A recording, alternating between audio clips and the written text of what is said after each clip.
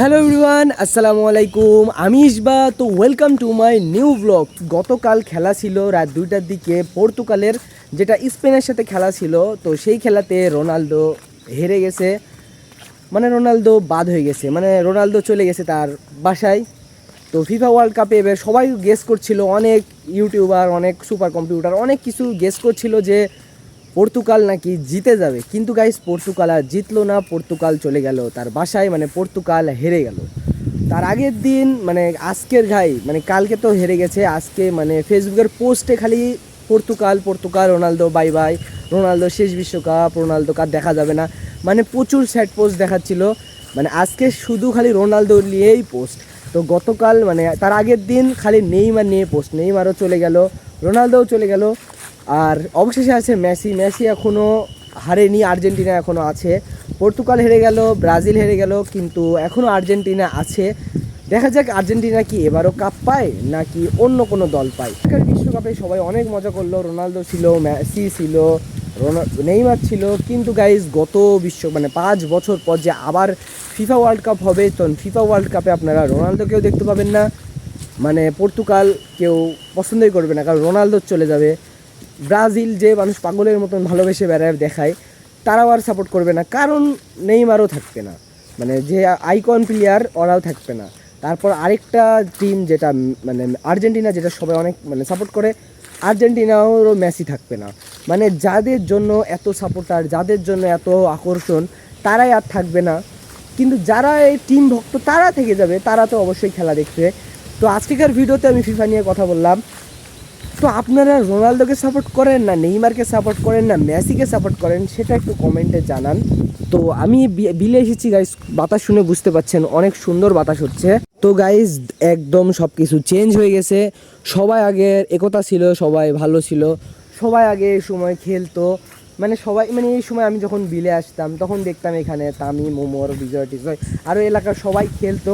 কিন্তু গাইস এখন এসে আমি যখনই আসি, সকাল আসি বিকাল আসি, কেউ আর খেলে না, সবাই খেলা বাদ দিয়ে দিয়েছে। গাইজ যুগটাই কেমন বা হয়ে যাচ্ছে, সবাই বাসা থেকে আর বের হচ্ছে না, সবাই সবার নিজের কাজ নিয়ে ব্যস্ত হয়ে যাচ্ছে, মানে ফ্রি থাকলেও বের হয় না, ডাকলেও বের হয় না, মানে সবাই আস্তে আস্তে খেলা ছেড়ে দিচ্ছে। গাইজ দেখেন, এগুলা গোটা মাঠ ছিল, এগুলা একটাও ঘাস টাস ছিল না, এগুলা দেখেন মাঠটার কী অবস্থা, এরকম ছিলই না। সবাই ফুটবল খেলতো, না হলে ব্যাট বল খেলতো। কিন্তু গাইজ এখন ফুটবল ব্যাট বল কেউ কিচ্ছু খেলে না।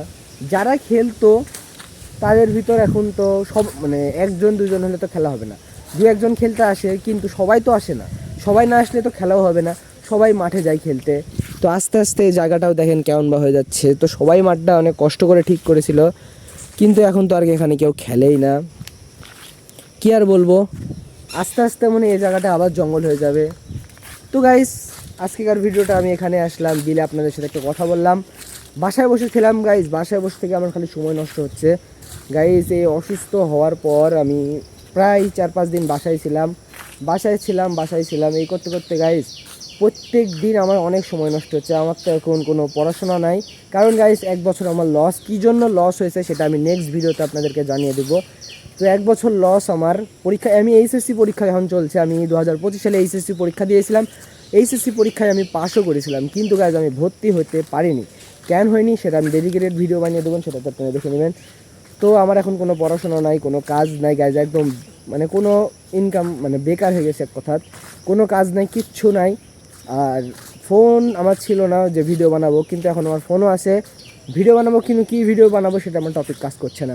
সারাদিন বাসায় ভাবতে, মানে সকালবেলা ধরেন 8টা-7টা, যখন অনেক সকালবেলা উঠি, কী ভিডিও বানাবো ভাবতে ভাবতে ভাবতে কয়েকটা ইউটিউবারের ভিডিও দেখি, ওটা দেখতে দেখতে আরেকটা ইউটিউবারের ভিডিও দেখি, আরেকটা দেখতে দেখতে আরেকটা দেখি, আরেকটা দেখতে দেখতে এই করতে করতে গাইস 1টা বেজে যায়।